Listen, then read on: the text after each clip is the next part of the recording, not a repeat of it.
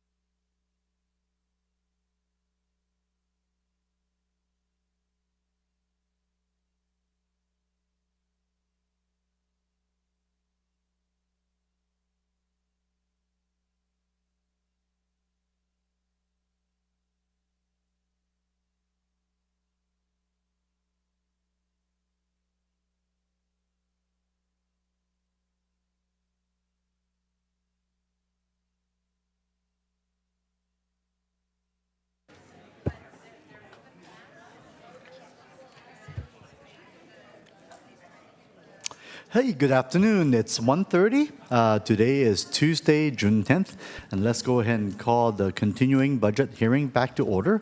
And I would like to have the clerk to please call the roll. Supervisor Abikoga. Here. Supervisor Jung. Here. Supervisor Ellenberg. I'm here. Supervisor Arenas. Here. President Lee. Present as well? Yes. And you do have a quorum.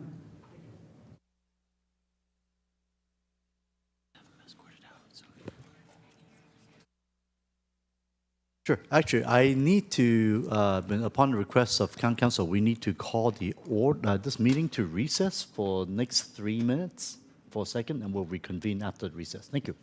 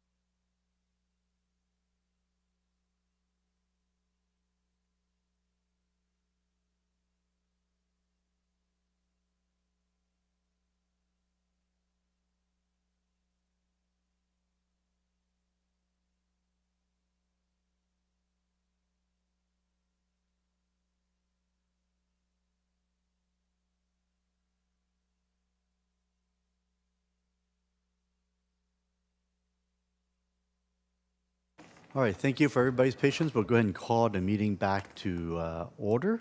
So first of all, if you would like to need the Spanish or Vietnamese translation, our translation devices are available at the back of the chambers. The clerk can assist you with the setup, and translation is also available on Zoom using the interpretation button. Additionally, as a gentle reminder for our public commenters, staff, and those of us on the dais, please speak clearly and at the measured pace directly into microphone to ensure accurate translation. And so I'm going to just go and move to ask everyone in the chamber that are able, please rise to join me on the Pledge of Allegiance to the flag. I pledge allegiance to the flag of the United States of America and to the republic for which it stands, one nation, under God, indivisible, with liberty and justice for all.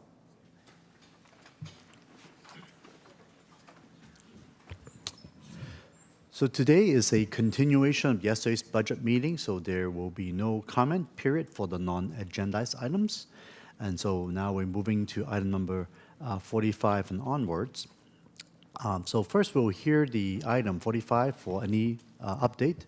Similar to yesterday's meeting, I would like to take the public comment once for all the items from item 46 to 71.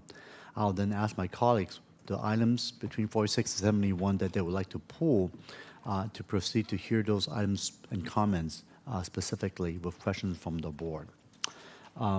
That being said, let me ask my colleagues here.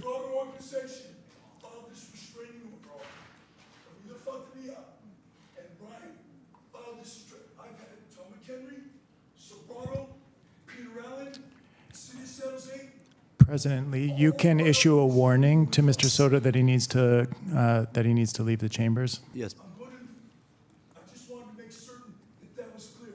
All the billionaires, all these people are filing restraining orders on me to prevent. Yes, Ms. Soto, please.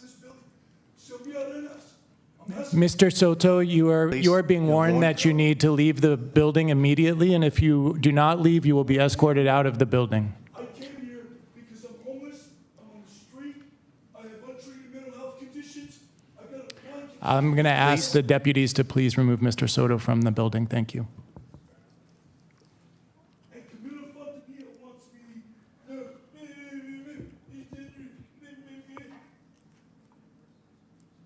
know what makes me dangerous?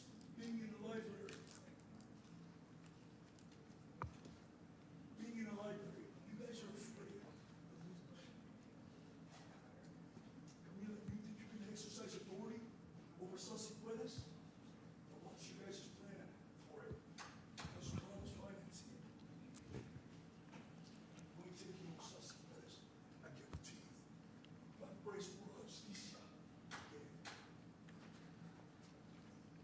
Okay, going back to the agenda, I'm going to go down the dais here of the items that you might like to discuss for my colleagues, item 46 to 71. I'll go down with Supervisor Abe Koga. Any items, 46, 71? Nope. Supervisor Young, anything? Yes. Item 53. Yes, absolutely. Supervisor Ellenberg? I will second item 53 and item 60 as well, please. 53 and 60, yes. Vice President? Nope, that's it. And yes, 53 for myself as well. And so those are the two items. Item 53, item 60 will be pulled. Okay, all right. So now I'll go and open up the public comment for items 46 to 71. I'm regardless. sorry, we didn't do 45. Oh, I'm sorry. My bad. Let's do 45 first. Go ahead. So, yes. At your discretion, Chair, I think you could Sure, also please. just do public comment for 45 Yes. through, 45 through 71 Yes. is what you meant. Thank you so much. All right. and so- our only update on 45 in terms of a report is that it reflects the action the board took yesterday to allocate the additional funding associated with the gender-based violence contracts. Okay, thank you, James.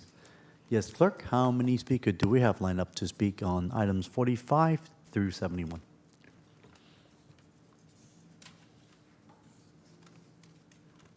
It looks like I have 10. All right, let's do 2 minutes each. All right. So we will start with our in-chamber speakers, and at this point, we are closing the queue. Mark Ashford, Angel Alino, Peggy Stevenson, Haniff,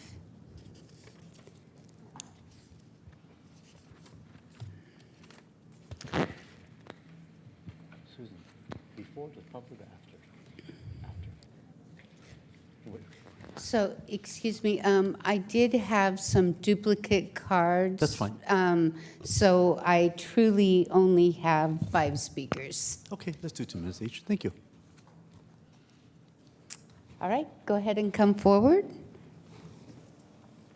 And you can speak in any order. Good afternoon. Good afternoon. Mark Ashford with the Santa Clara County CAB. Thank you to the board, the Reentry Network, and Javier for truly hearing those of us with lived experience of incarceration. We come from being voiceless to standing here, ready to turn our resilience into unity and community. In the 90s and 2000s, we survived in prison by bartering top ramen and stamps that some creativity and grit can stretch every dollar we have today. Let us help allocate resources to build a shared future. Last year, I launched a social enterprise in Gilroy, hiring people like me, those once labeled unemployable, but who just need a chance. Rooted proves that investing in people closest to the problem creates real, lasting change. Let's keep investing in programs like Rooted, programs that turn hope into action and possibility into progress. Thank you all.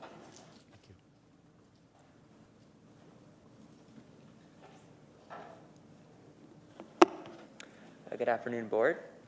My name is Angel Aliano with the Silicon Valley Council of Nonprofits. We represent over 170 nonprofit organizations, many of whom provide prevention and intervention services for the county. While we're glad to see the additional $550,000 in one-time funding for contracted reentry services, we're deeply concerned about the proposed cuts to these programs. In our county, Black residents make up 13% of the jailed population, despite being less than 2% of the general population. Given the board and administration's commitments to promoting racial equity and advancing prevention and intervention, the county must sustain the current range, level, and quality of reentry programming. As the AB 109 structural deficit grows, we urge the board and administration to take inspiration from other Bay Area counties and expand partnerships with nonprofit organizations whose extensive community ties allow them to deliver services efficiently and effectively. Thanks for your time.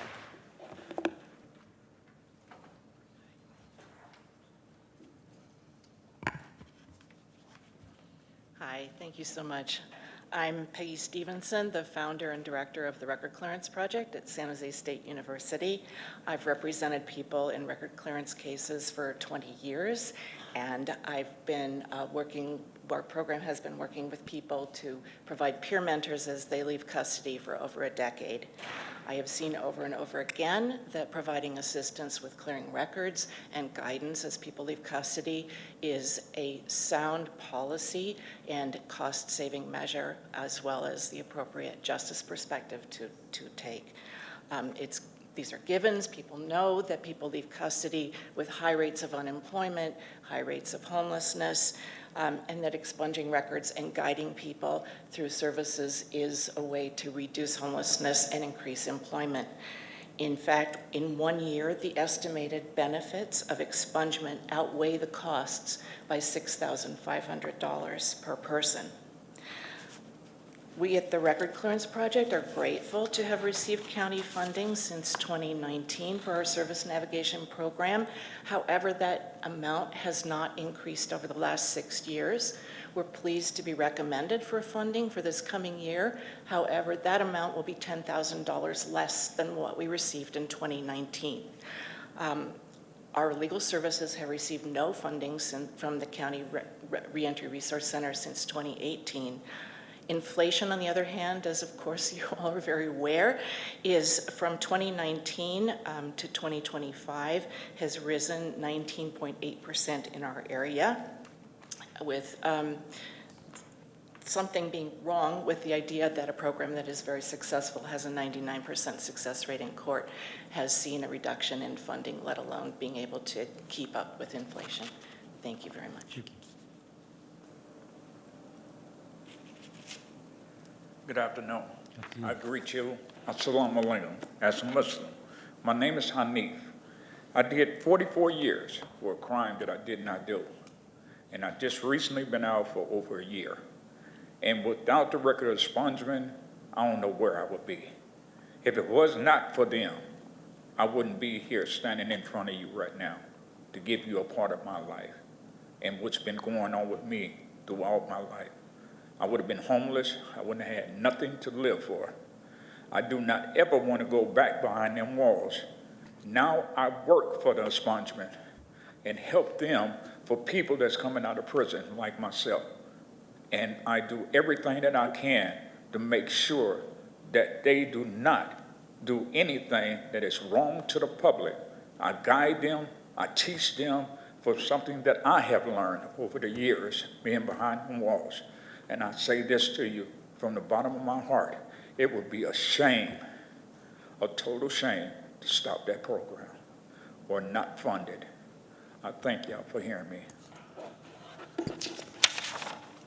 There was one additional card submitted on time. I just didn't have it quite yet for Karen. Go ahead and come forward. Hi, good afternoon, and thank you so much for hearing from us. My name is Karen Altry PM, and I'm with the Red Ladder Theater Company. And I want to express my concerns about the proposed cuts to reentry services. As a community-based organization that provides pro-social activity workshops to those who are incarcerated, which we've been doing for over 30 years, we're glad to see the additional $550,000 in one-time funding, but it barely scratches the surface of what we know is really needed for reentry funds. I don't know if you all saw in this morning's Sacramento Bee, but Ron Broomfield, who spent many years as the warden at San Quentin and then ultimately went on to become the head of the Division of Adult Institutions, spoke very eloquently about how investment in community-based organizations, both in carceral settings and in reentry settings, is essential to a safe community and to the ability for those people who are impacted by the system to be able to return to their families, return to their communities, and become incredibly productive members of society. Just recently, there was a study that came out that showed that community-based organizations providing programming for those who are incarcerated reduced recidivism rates by half. And that's really incredibly important. Just last week, we had program participants who spoke very eloquently about how being able to participate in our program made them interested in their own rehabilitation and gave them a different view of their future. And 2 weeks ago, a former participant of ours who has been back out in the community, is now off of parole, has chosen to come back into the system with us to be able to provide programs himself because it was so important to his rehabilitation and his ability to get his life back on track. Thank you.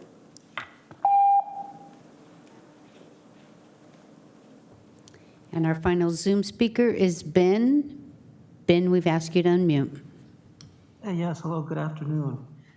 I think we need to provide more oversight we should put it in our budget to provide more oversight to DFCS and also to the district attorney's office. And that's because we're doing a horrendous job at protecting our children from being sexually abused. You know, you really don't need to look very far. I mean, you had Dr. Patrick Klein, and he never got it prosecuted, and he molested dozens of children. Nobody complained to the medical board, and he ended up going to, of all places, he went to Freedom, California. You can't make that up. And he molested dozens more children.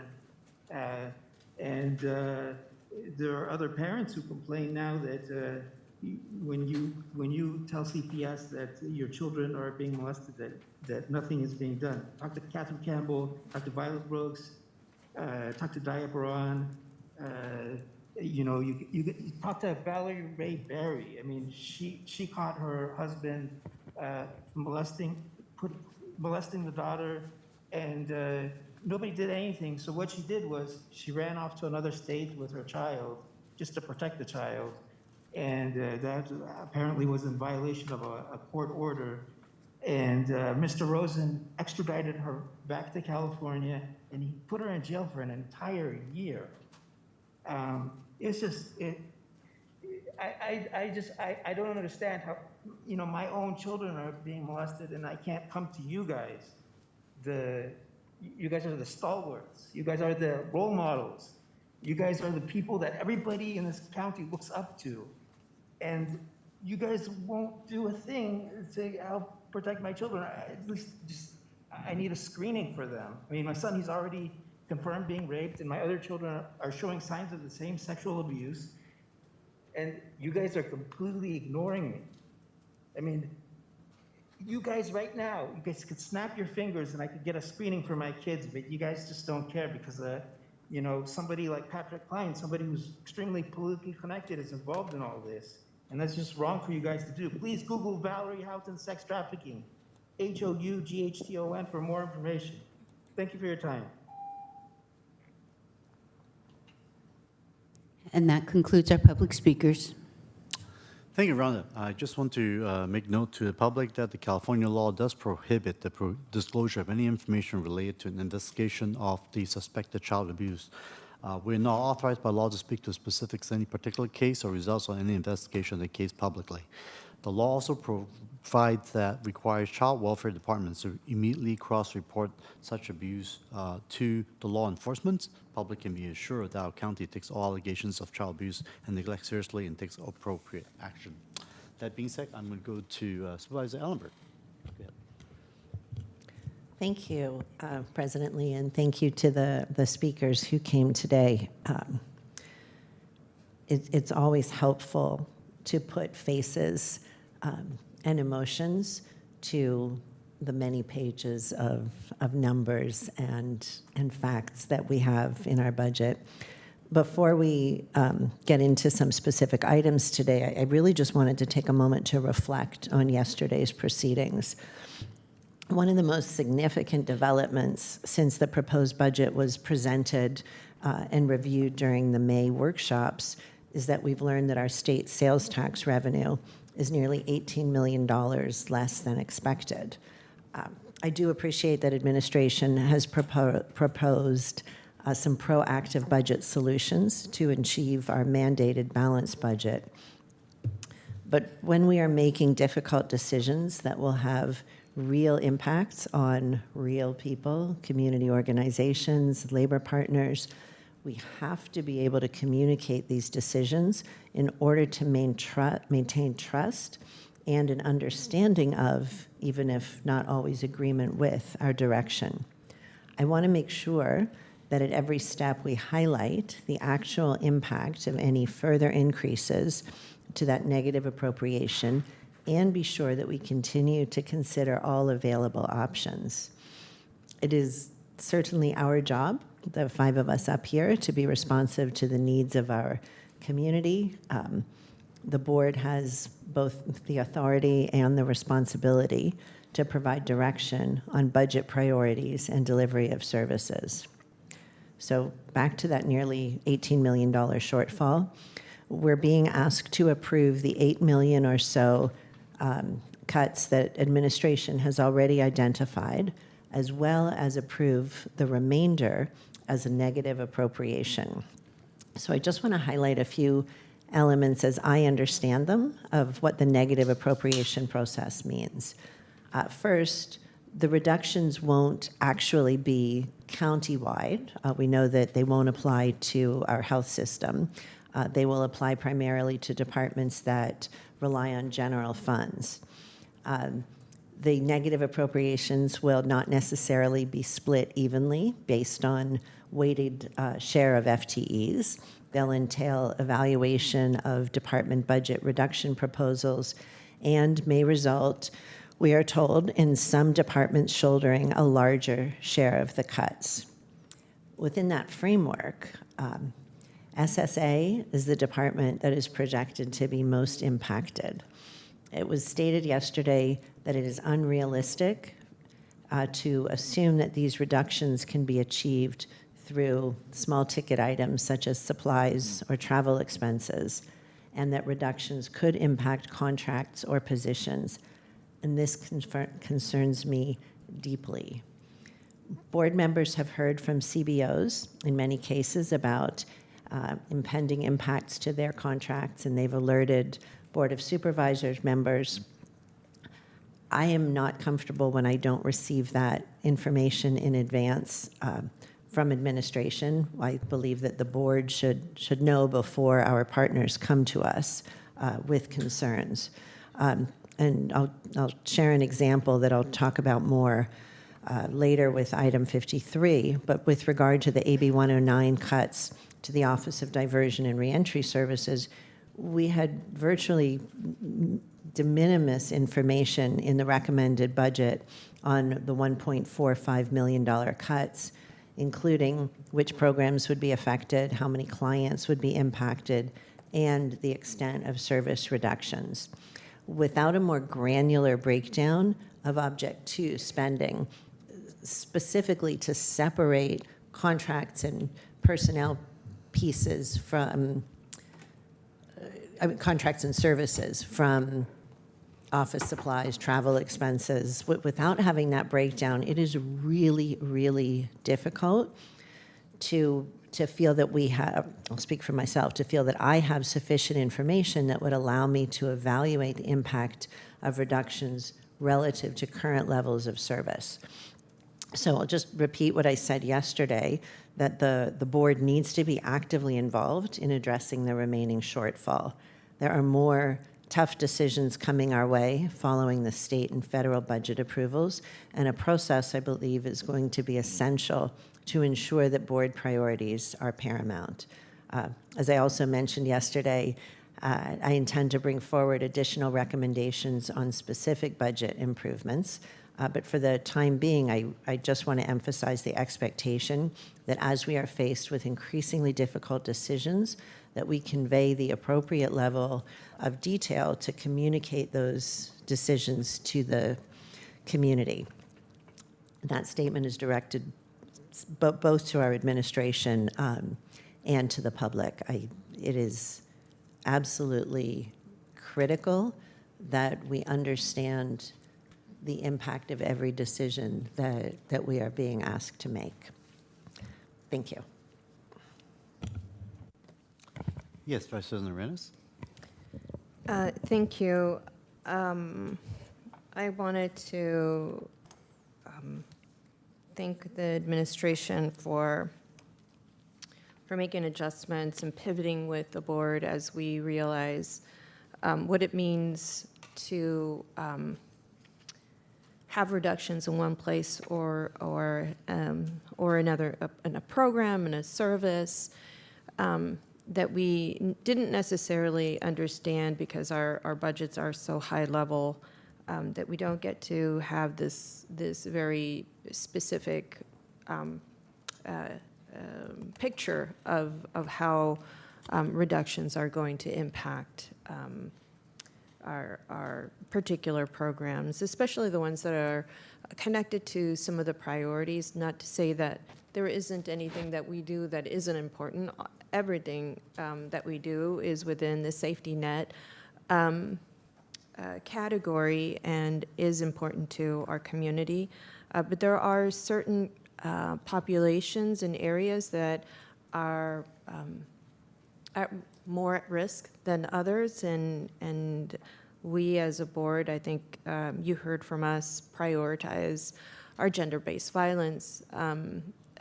You've heard from me talk about our reentry and services and our criminal justice statewide reduction costs previously, and understanding how we make these decisions, or how administration makes these decisions, allows us to understand the bigger picture, in that if there's a reduction here, but because of that, there may be a pivot to another program, or there may be a consolidation of duties within a certain service, then I think we can understand the reduction, maybe even accept it. in a way that we can move forward.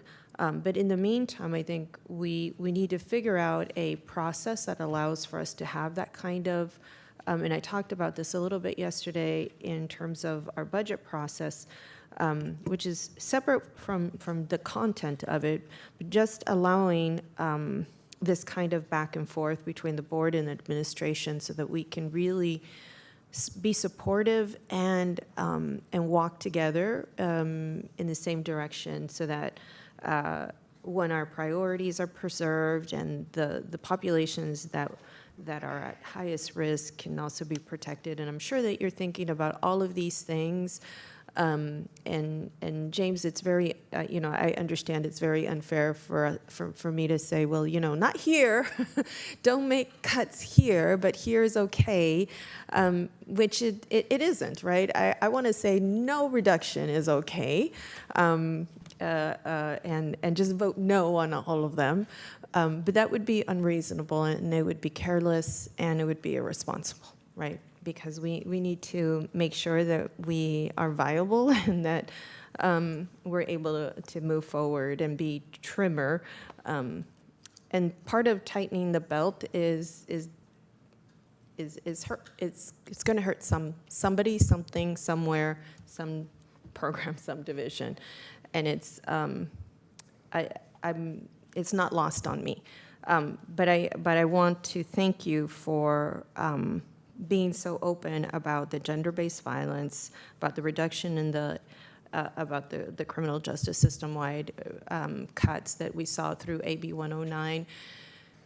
And here's the other piece is that even though we may get grants from whomever, here, federal government, it doesn't mean that we are not prioritizing that program or service, right? Sometimes we have an opportunity to pivot and to leverage other resources. And so I think that's the other piece to me is as we make reductions, if we could, and maybe this is part of the presentation that goes along with our budgets, that even though there's a reduction here, this is what we're asking our grantees to do, or this is what we're asking internally our departments to do, so that I understand much better. Does that make sense?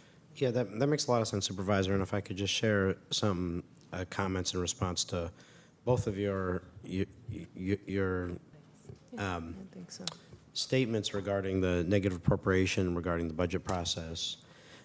First, I think we all absolutely agree that we want to be in a position that we all recognize that there's actually need to augment services, in particular in the categories and areas that the board has been discussing, but in many other places too. We had a number of very difficult cuts last year, for instance, and the year before as well, and heard from many departments, some of which are in chambers today, about some of those impacts that they've had to absorb from last year's budget reductions.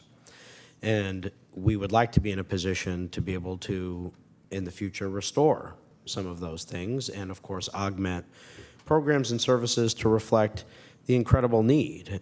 Take, some of the services that we're talking about, some of the programs, we receive requests related to funding that are 2, 3, 4-fold greater than the budget for those programs. Leave aside any reductions that are foisted upon us. And I really do want to say foisted upon us, because what we are seeing is across funding streams, across revenue sources for the county, whether it is our healthcare revenue streams through Medi-Cal, other state funding streams, other federal funding streams, general fund because of lower property tax roll growth, or other dedicated state funding sources, whether it's AB 109 or MHSA or others, pretty much across the board.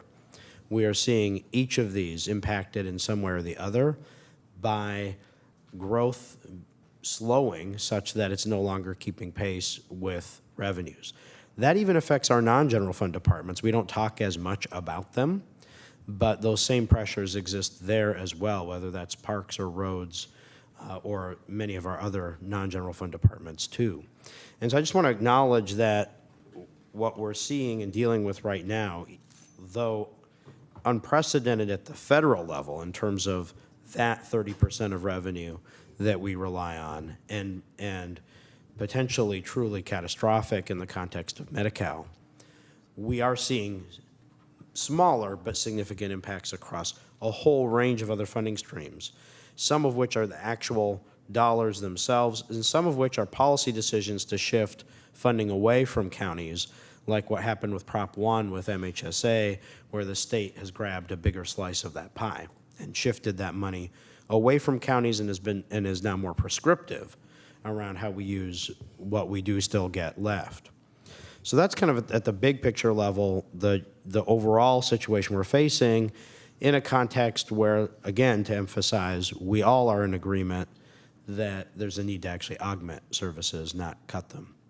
But unlike the federal government, right, we have to balance the budget here, and so we do have to figure out how those pieces fit together. With respect to the specific Object 2 appropriation, I just want to be really clear about something I said yesterday, but I think should be restated more explicitly. Any swaps to affect any positions have to come back to the board, and we will be directing departments that they are not to cut any contracted out services like the types that the board discusses related to CBO-oriented services, absent that information coming back as well. And we heard the request yesterday, and we will bring all of those adjustments together in one item in the fall after we've had an opportunity to work with departments and identify what can and does make the most sense to recommend. This is really functionally a placeholder that keeps the budget in balance because we have not had the opportunity to have those discussions with departments, and we don't know any more than the board does what those actual on-the-ground impacts would be, but we do have an obligation to maintain mathematical balance. And the only other realistic alternative for us would be to have us propose vacant positions from scattered around the organization, and we would likewise not be able to articulate the specific impact of that. And we would likewise not be able to have had an opportunity for back and forth with departments. So it is a placeholder. And department's ability to work within that, just based on a gut sense of knowing departmental budgets and looking at the numbers, I think there's several departments here that probably will be able to handle this fine, but there's others that I think will struggle, and those are the kinds of things that will come back when we come back in the fall. But I just wanted to be really explicit, because I tried to articulate that yesterday, but I think it merited being re-articulated so that there's clarity around what the intention is and what our direction will be to departments on that Object 2 appropriation. Regarding the programming in some of these areas, we've, I think, heard loud and clear through this process that I think there's a real need for the couple big categories of this funding, AB 109 as one, gender-based violence as another example, to actually try to have the programmatic conversation shift off of the budget conversation. There's confusion in some of the comments between two different sets of things. One is, of course, what's the funding level for the program? But there's a whole separate conversation around how is that allocated budget spent on what specific kinds of things. That goes to, for example, the comments the board heard yesterday regarding unmet civil needs. That conversation is really not in reality a budget conversation, it's in reality a programmatic conversation. And so we're going to take a look after this budget process concludes at how, for those handful of larger programs, we can try to shift the contracting cycle off of the fiscal year cycle so that those conversations can then come before the board, and the board can engage in those either at the committee or at the full board level at a programmatic level, which I think would be much more satisfying for the board, would allow more time for back and forth, and would actually, I think, focus in on what some of the concerns from both the staff side and the contractor side are, which is how is that program operating? What are the criteria? What are the goals and objectives? Are they being met? are there needs to pivot and prioritize within an allocation towards certain things and not others, most of which are not questions that are really about the appropriation, but are really questions about how that appropriation is being utilized. So we're going to give some thought to that, but I think that's actually at the heart of what I've heard both publicly and privately from board members around a few of these category of items that have come up in this cycle. And it just happens to be the case that those contracts all run on a fiscal year. They don't have to. And so I think we can then spread those out so that there's actually the space and ability to engage in those conversations in a more policy-focused manner and in a manner that's more consistent with the actual content of what's been shared regarding them as opposed to the budget piece. So we're going to work on that, but I just wanted to preview that for now, and you know, we'll work with the staff that administer those programs to come up with a calendar timeline. We won't put them all on the same other date because that won't be helpful either. So we'll try to figure out a way to stagger them through the course of the non-budget time of the year. Thank you, Tony. Yes, go ahead, Vice President. I appreciate the response and the quick thinking about distinguishing, the response about providing an alternative way to take a look at this between programmatic and budget. We also need to make sure that we're leveraging resources, and simply because we are funding at a certain level one year does not mean and guarantee that we're going to be funding the same way the next year, because it also has to do with how we evaluate those programs, right? Are they the right program to solve for the issue at hand? Are they also being effective? Are they using best practices? I mean, all of those things that I'm sure that directors take into consideration and can funnel to us. But those are the kinds of questions I'd also would be interested in having be part of the conversation. 100%, Supervisor. I think that's, in my view, spot on, and exactly why we have to, I think, decouple those pieces, because we need to make sure that the work that we're doing in these spaces is responsive to today's needs, isn't just baked in from something that happened to be the right thing that made sense 15 years ago, 20 years ago, that we're having that policy conversation about what those needs are in a manner where we are also incorporating, of course, community feedback, and that's really based on looking at that program holistically. And that can't really occur and isn't really actually what's on the agenda in the budget conversation, which is exactly why, because of course the budget isn't allocating specific dollars to a specific contract for a specific scope of work. That's not embodied in any of the actual items here other than the inventory items. And so we need to decouple that and bring those specific programs, like I said, either through committee or to the full board for those more robust conversations. So we're going to identify, I think an obvious one is the AB 109. I know we're about to get to that item, but an obvious one is the AB 109, another one is gender-based violence, but we have a few of those categories where it makes sense, I think, to do that and take that approach. That's exactly what we're going to look at. We'll look at that, look at the timeline and calendar, and figure out a way to bring those up as programmatic discussions in a way that then there can be appropriate and adequate engagement. I would also add PERT to that list as well, because I think that, well, at least for me, these are those areas that I have spoken up around. And my concerns are also connected with programmatic issues that I have seen, and then also priorities in terms of and direction from the board. You have to have direction to the board in order to seize a program. You can't seize a program just because of budget reasons. I think we need to have a more holistic conversation around that.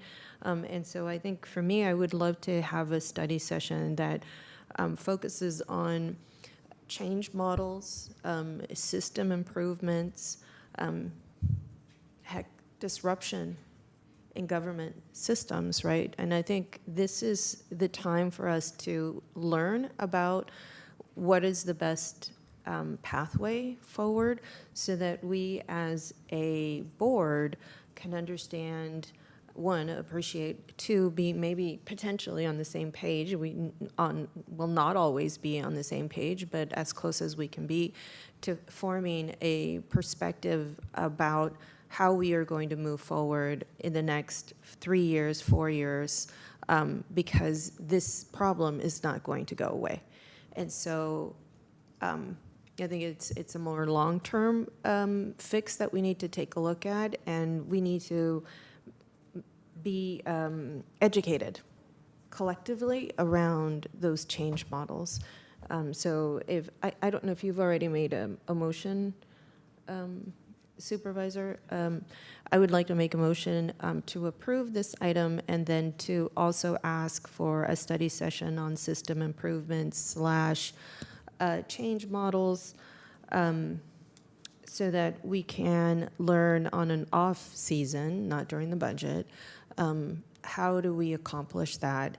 And I think it is congruent with what we are talking about in terms of efficiencies and effectiveness of programs and services, things that you are already doing within your role as a county executive.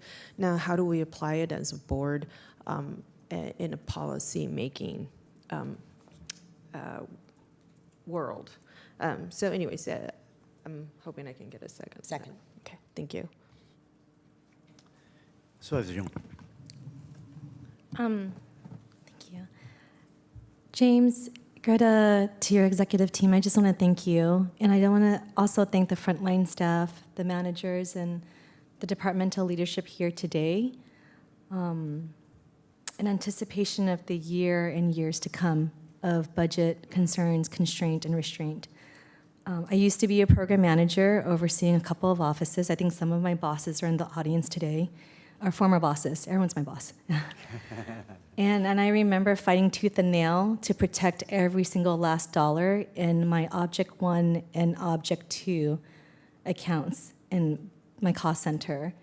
And I remember that when deductions were made, we had to, it wasn't something that went by easily. It was something that we had to then huddle as a team, talk to my leadership, reorganize, reorient our programming and our work plans for the year. So I want to offer my appreciation to the staff today in anticipation of what's to come.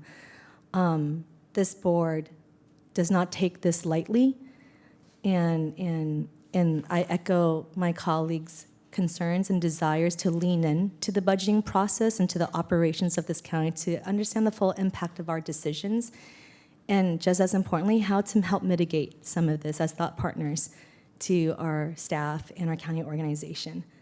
I also used to be a board aide, and in 2013, I remember the impacts of yesteryear's administrations where the approach to balancing the budget was to summarily delete as many vacant codes as possible, and the chaos that ensued in the years of rebuilding and repair. So I also want to thank you for finding this different path to mitigate as much as possible. And I'm very heartened to hear your response today, James, that you're approaching this with as much thoughtfulness as possible, with engagement from the board, which has resolved a lot of the questions, well, a handful of questions I had for today. And your reiteration of what is on the table, what is being asked of staff, and the process by which this will be moved forward is very welcome today, and I suspect that you're going to have to keep on reiterating in the future to help remind us and help us stay on course, especially as we continue to deeper dives into what this means on an operational level. So if you didn't hear me the first 2 times, thank you. Thank you for bracing yourselves and heading into the future fiscal years with us. Thank you for those comments, and I would just add, you know, the budget is a living document, and the second it's approved on Thursday, it will immediately necessitate and with every meeting of the board, adjustments. And one of the biggest set of adjustments is going to come to us very quickly from the state budget, which is going to impact some of the programs right away. And then, of course, whatever the federal government does with this awful reconciliation bill that's meandering through Congress. But there's lots of micro things that come up along the way as well. And we will be taking those big picture items into account when we come back with whatever we are able to come up with and our best thinking in terms of recommendations related to this Object 2 negative appropriation. I fear that those additional updates will be a lot of difficult and bad news.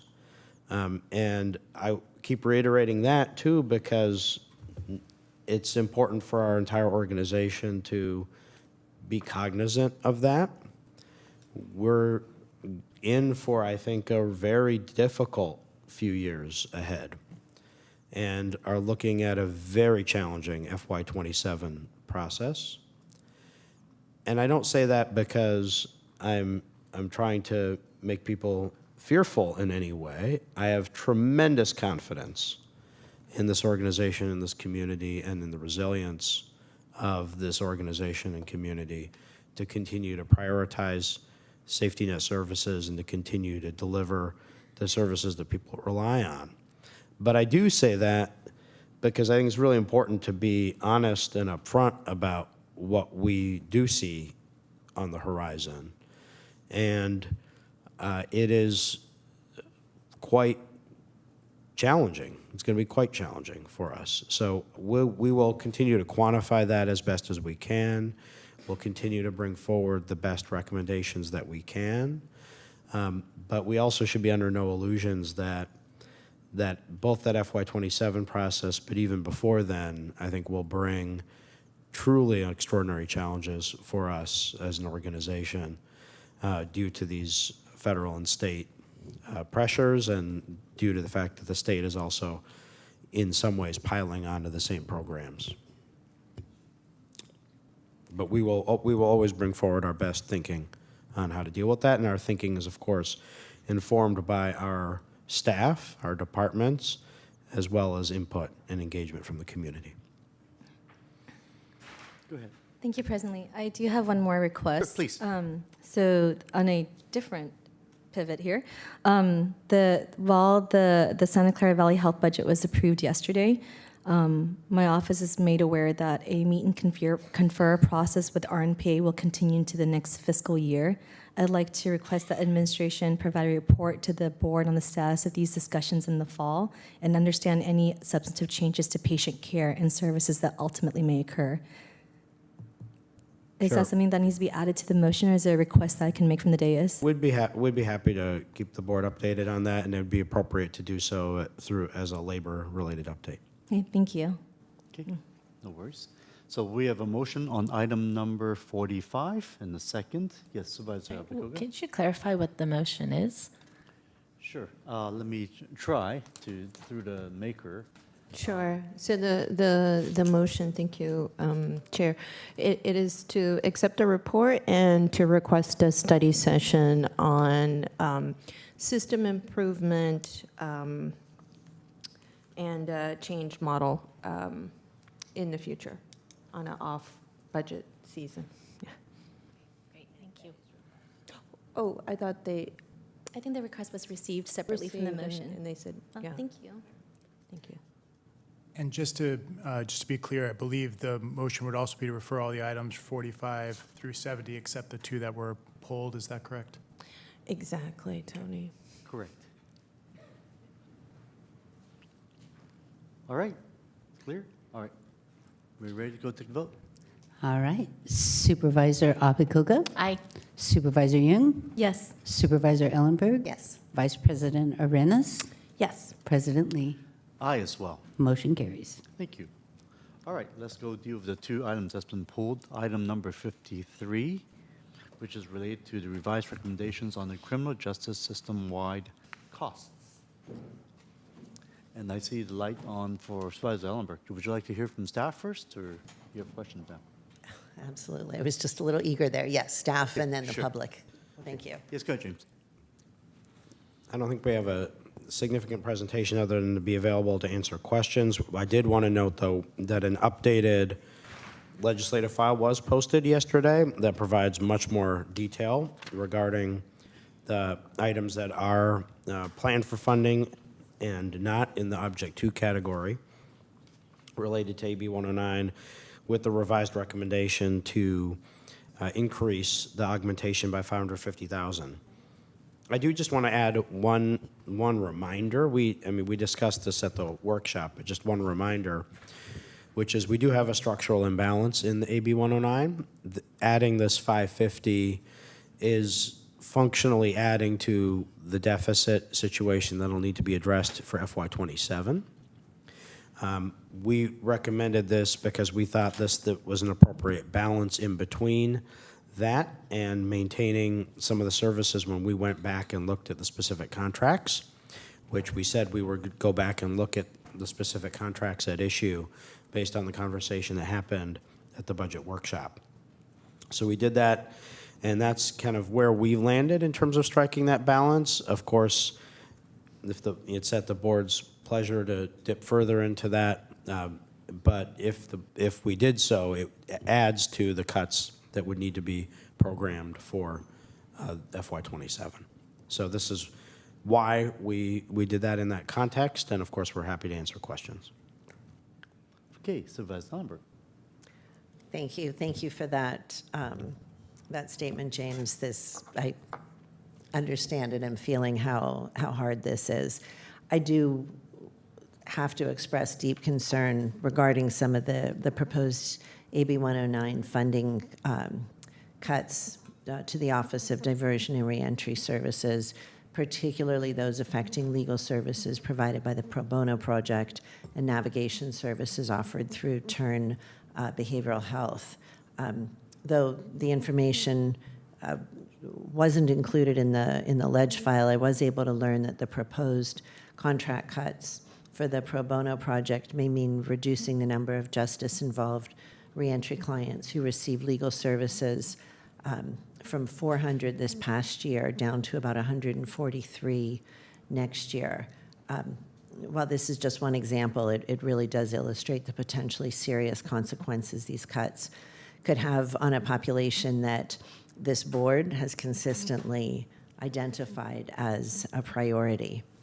The challenge is, at this point, I don't feel that I have enough information to responsibly include these reductions in the negative appropriation, because doing so could certainly inadvertently impact other critical services. And I mentioned at the top of the meeting my concern that SSA is likely to be most impacted by the negative appropriations, and that's certainly also an area of significant priority to me.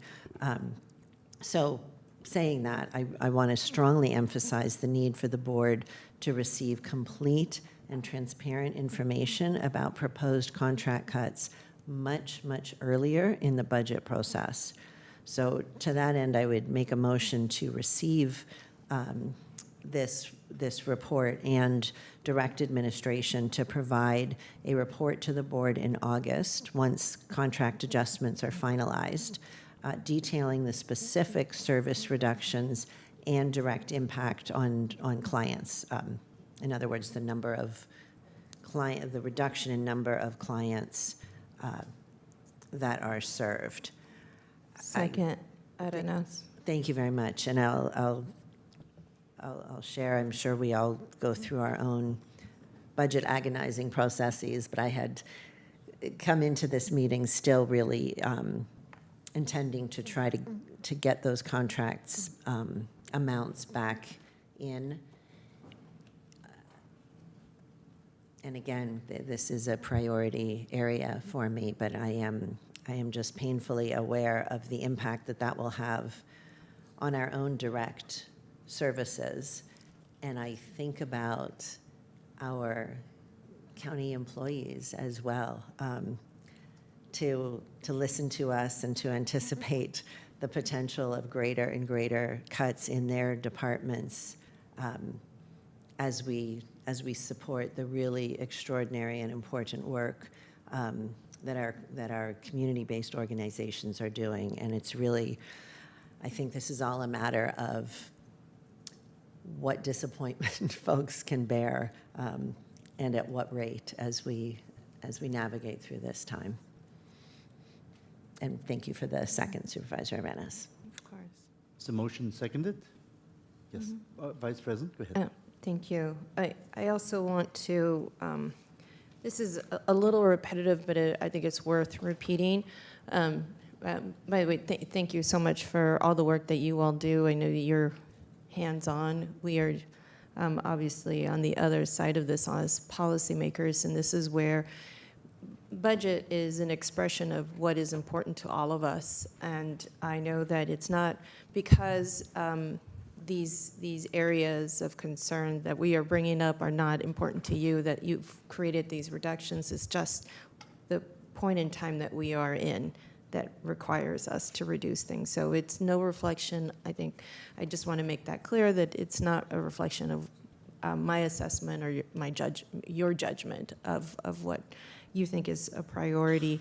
I think it's a need that for me, it is a need that to understand how we make decisions when we are making reductions. And so I have not seen, or at least it hasn't been as apparent to me, that if we are having a reduction in an area that we rely on grant money for, that we just overall reduce the services. Otherwise, I think for the most part, we would not see this same level of service across the board from programs and services that are funded through our state, that are funded through our federal government. We've been very protective. You've been very protective about how to keep the level of service to a certain degree. And so to me, it's a surprise to see this criminal justice system-wide cost reduction being done simply because we have a grant that is reducing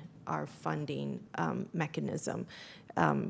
Because it's not that we're saying it's not important. That has never been said, right? It's just we are reducing it irregardless. And that kind of decision is what I'm elevating in this comment, and I did in my previous comment, because when we don't give folks an opportunity, and thank you, I forget the name, I think it was Hanik who shared his testimony of the second chance that he has as an opportunity as he's released and able to give back to others that can keep folks back on track, right?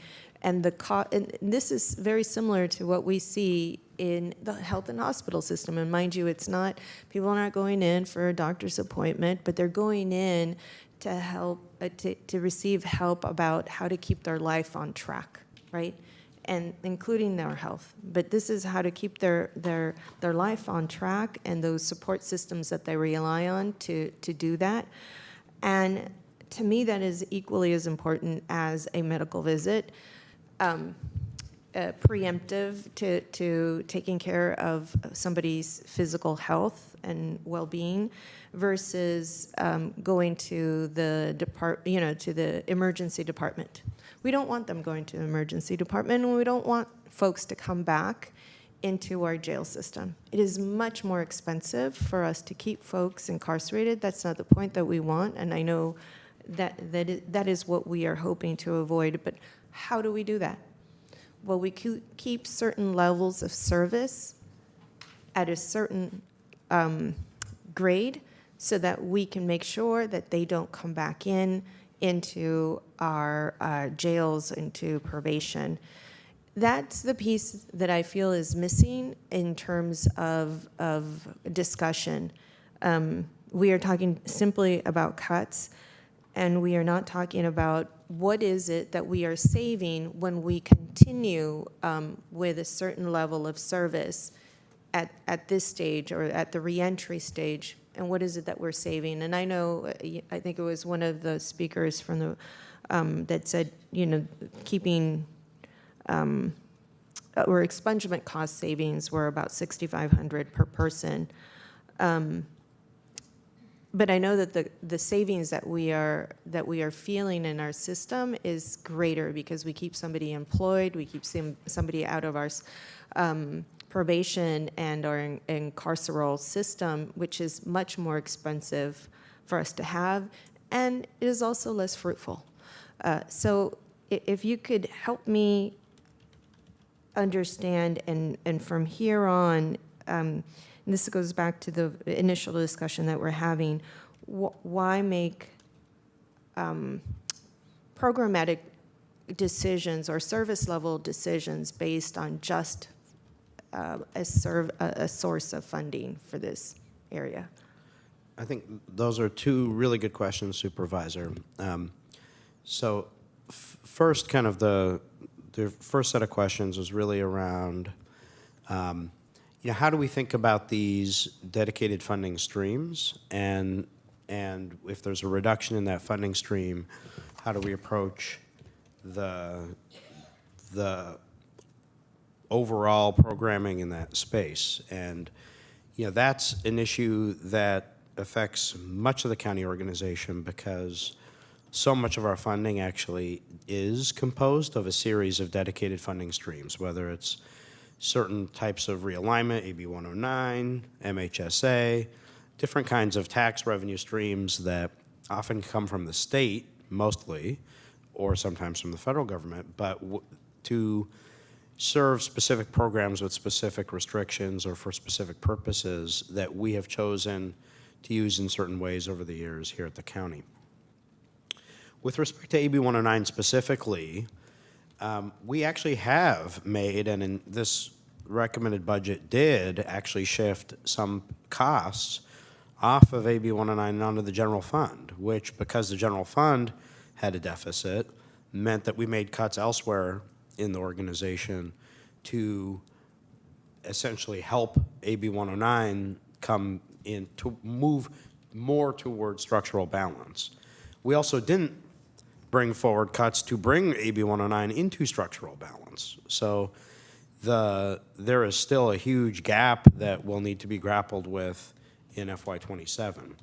So I think that's a long way of saying, yes, we actually affirmatively look for those exact opportunities, and indeed, in this budget, shifted several positions off of AB 109 and onto general fund in order to further that exact purpose, which is to avoid deeper reductions in proposals in these services and costs. The second question is a much, much more significant policy question that applies, I think, writ large, which is, what do we do when we know as a society that research shows that certain interventions in aggregate are more cost-effective upstream? And that's true in many, many, many areas. But what do we do when they don't result in any savings or revenue that we can capture in a budget? So I'll be really concrete in this, because this is a conundrum that we we face more broadly as a society. So we know that there's a whole series of interventions, whether it's reentry or investments elsewhere in the criminal justice system or in public health or other types of funding programs, that are more cost effective than having folks end up in our care and custody as incarcerated. But we can't shift budget from the jail system, which is one of our very most expensive general fund costs as an organization.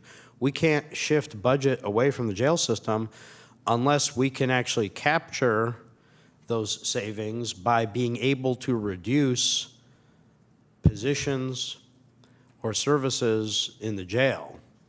And so until you reach a threshold level where you could actually close part of a program or a unit or something else and eliminate posts that need to be staffed, from a budget perspective, I'm not talking about from a research or policy perspective, but from just a budget perspective, we don't have money to move from one budget unit over to the other.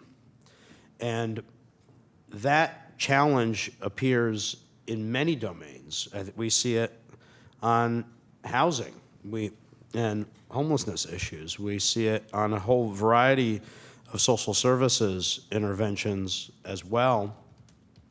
But I really think it's profound in the criminal justice space because we do spend more general fund, and it's pretty much only general fund because we don't get any of these other revenue streams for that service of running and operating the county jail system. And from an FTE standpoint and from other cost standpoint, it's an extraordinarily expensive system to operate. So, in those rare cases where we can have an intervention that results in something that we can offset with a reduction somewhere, that's an incredible way to shift the funding. But it's exceedingly difficult from a budgetary perspective, and it's something that I wish that the state and federal government, particularly the federal government, and we of course don't have a partner there today, but as the one entity that is actually in the position to do multi-year budgeting. What I mean by that, let me try to make it more concrete and less philosophical. The federal government, because it can run a deficit, is the one part of this whole chain that actually could say, you know what, we can adopt and fund something today where the savings won't show up until 8, 9, 10 years from now. And we can forecast and bank those savings and we can spend the money today. Now, what we're seeing in Congress is actually the inverse of that, which is making the cuts that are going to show up as increased costs tomorrow in order to pay for tax cuts today. So we're seeing literally the 180-degree opposite of what would actually be remotely sensible budgeting by the federal government from an economic standpoint and from a public policy standpoint.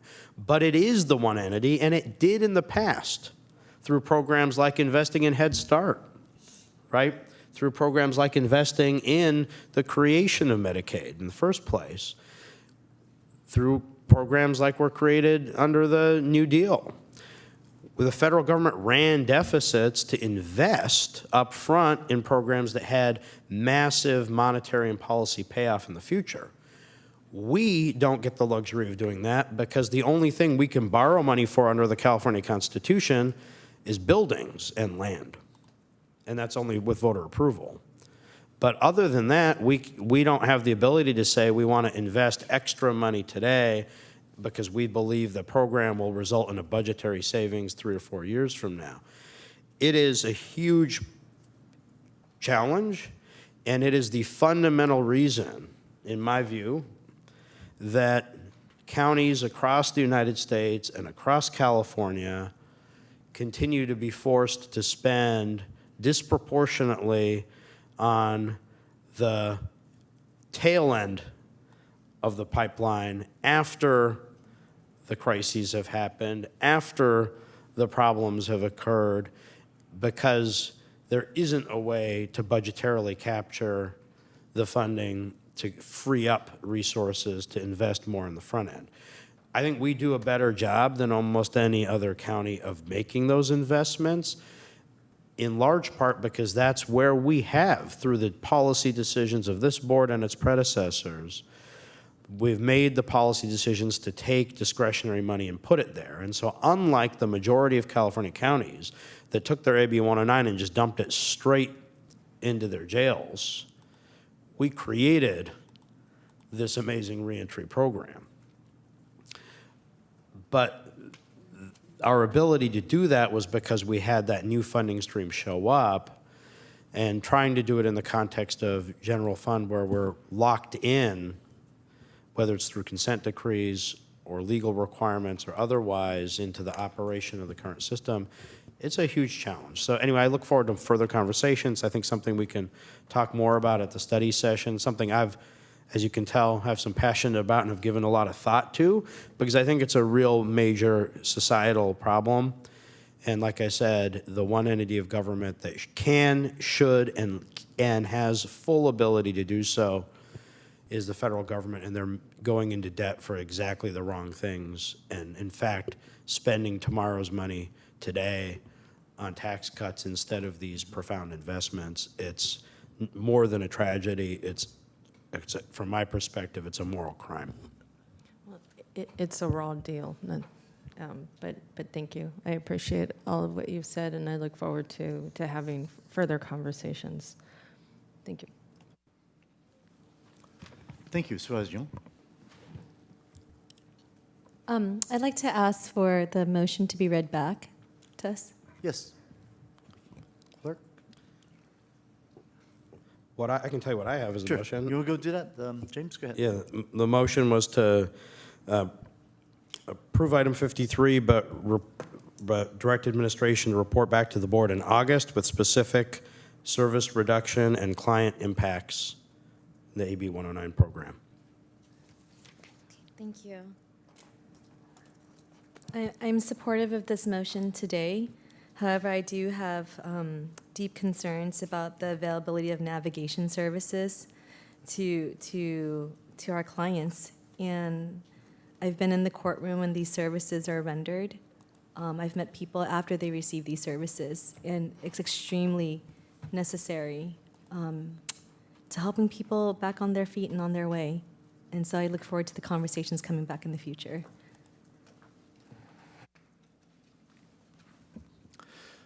Actually, I have a question regarding a motion to the maker. On this issue, I really do believe that there's some deep dive needs to happen on how the money is spent on AB 109. Do you think PSJC potentially could be a good place for that in the future? As opposed to the report coming back to the full board? I think it needs to come back to the floor, definitely. But I'm just saying, in addition to that, what really into the deep dive in the PSJC, do you think this would be a good place for it moving forward? Sure, we talk about reentry services and diversion programs often. So Exactly. if there's something in particular that you want to reserve time on the agenda for, let's sunshine that at the next meeting, and happy to do that. If we could add that to the motion, I would appreciate it. Absolutely. Yeah. Thank you. Thank you. And I'm good with that. Yes, go ahead. But yeah, okay, good for a second as well. Thank you. Yeah, so we have this one-time allocation, $550,000, certainly offer some short-term relief. The real issue is, of course, the larger systemic shortfall. That's going to be $10.7 million next year for this item. What I found surprising when I was reading this report is, comparing to other counties, a far larger portion of the AB 109 funding actually goes to CBOs and not to the county, just backfill items a lot of times being funded by general fund and other resources. And of course, without sustained investment in reentry support, I certainly believe that more individuals will cycle back into our justice system, straining our resources in terms of recidivism and whatnot. And I would really like to support, but agree with significant concern raised by Vice President Arenas and Young, that I think open, transparent discussions about how AB 109 money we spent will help us make decisions that focus on direct services and putting the funds where they have the most impact.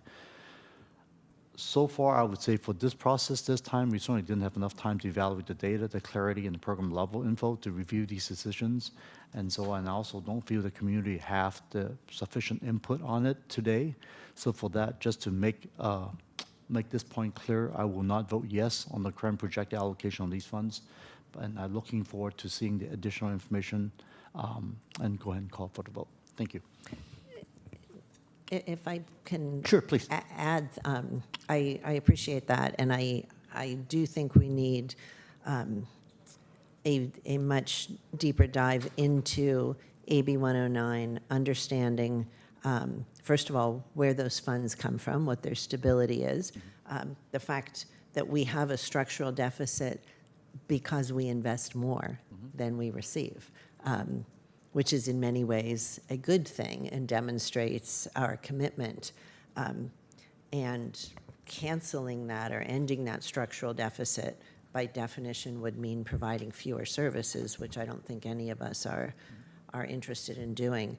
I would also want to understand, since AB 109 funds are found not only in the criminal justice system, but across departments in the county, really thoroughly understanding why we're using them, where we're using them, what alternative funding sources there may be, so that AB 109 can really focus, and I won't make presumptions about how much or how little is currently deeply focused, but on as much direct service and support to our justice-involved population as possible, I think would be certainly helpful to me, and I'm happy to do that as well through PSJC, or if my colleagues prefer, we can, would be your prerogative to add that to the Absolutely, agenda. yeah. I think that's why the PSJC would be a very good place to Right. really do that deep dive. Thank you. Thank you. Thank you.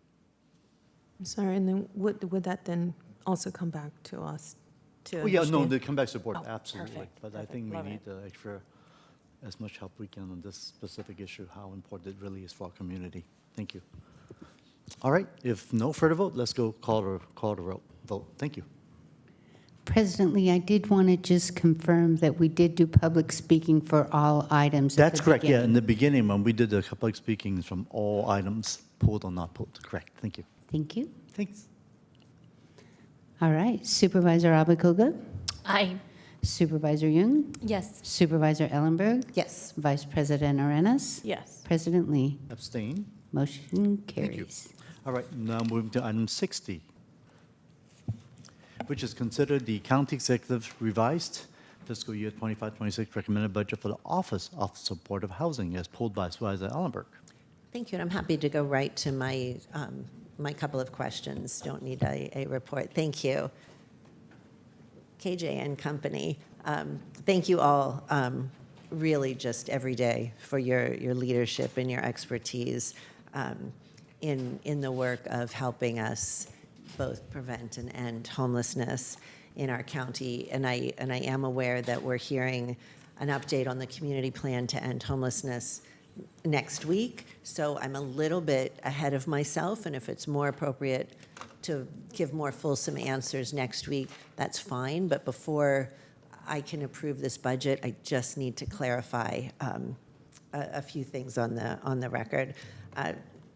Certainly, I think everyone knows that family housing is a significant priority for me. So I want to follow up on some questions I asked during the budget workshop conversation in May, just to fully clarify the services and supports that will be available to families in the next fiscal year. And given both the changes in funding and how irritatingly similar the names of housing programs are to each other, I just want to ensure that we and that the public have a clear understanding of what will be available and how we're going to address any gaps in supports. So my first question relates to the CalWorks Housing Support Program, which I understand will be returning to its base budget. And I'm going to state something, and you'll please tell me if I'm making any incorrect presumptions. The recommended budget states that DEBS will be unable to enroll new families into the program, but during May's budget conversations, it sounded like new families would be able to enroll, and it's possible that they're enrolling in a different program that provides the same service, but can you clarify whether new families will be able to enroll, either in CalWorks or if not, what the equivalent program is? Yes, sure. Thank you for the question, Supervisor. KJ Kaminsky, Acting Director for the Office of Supportive Housing. Yes, new families will be able to enroll. The base budget allows the base budget for CalWorks HSP that it's going back to allows us to serve approximately 160 families annually. And so as families exit the program, we will enroll new families, and we will continue to enroll families in that program. I also want to note that, we will also, the recommended budget reflects funding for the supportive housing system that will allow us to serve families and even more families next year than we were able to serve this year, because it includes funding for things like our supportive housing units that are coming online for families in the upcoming fiscal year.